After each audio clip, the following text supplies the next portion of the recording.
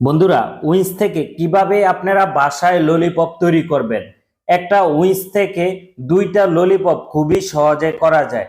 আজ এই গোপন টিপসটা আমি শেফ বিল্লাল আপনাদেরকে দেখানোর চেষ্টা করব। একটা উইন্সের কিন্তু দুইটা জয়েন্ট থাকে। এই যে দেখেন, ফার্স্টে একটা জয়েন্টে চাপ দিয়ে আমি কিন্তু জয়েন্টটা ছুটিয়ে নিয়েছি। তারপরে এই জয়েন্টের এখান থেকে, এই জয়েন্টটা কিন্তু একটু মোটা, এখান থেকে ছুরি দিয়ে জয়েন্টটা খুবই সুন্দর করে ছুটিয়ে নিব। দেখেন, আমার এই জয়েন্টটা কিন্তু অলরেডি ছুটে গেছে। এখন আরেকটা জয়েন্ট আছে, আরেকটা জয়েন্ট কিভাবে ছুটে নিচ্ছি এটা আপনারা একটু লক্ষ্য করেন। দেখেন, ওইটাও কিন্তু আমি সেম ভাবে চাপ দিছি, এটা কিন্তু অটো আড্ডির থেকে মাংস আলাদা হয়ে গেছে।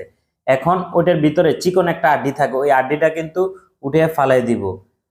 আমি কিন্তু ভিডিও আপনাদেরকে কোনো স্কিপ করি না, আমি একেবারে আস্তে আস্তে আপনাদেরকে দেখানোর চেষ্টা করি। এই যে দেখেন, আমার কি সুন্দর চিকেন ললিপপটা তৈরি হয়ে গেছে। এভাবে করে খুবই সহজে কিন্তু আমরা চিকেন ললিপপ তৈরি করে থাকি। একটা উইংস থেকে দুইটা ললিপপ খুবই সহজে আমরা রেস্টুরেন্টে তৈরি করে থাকি।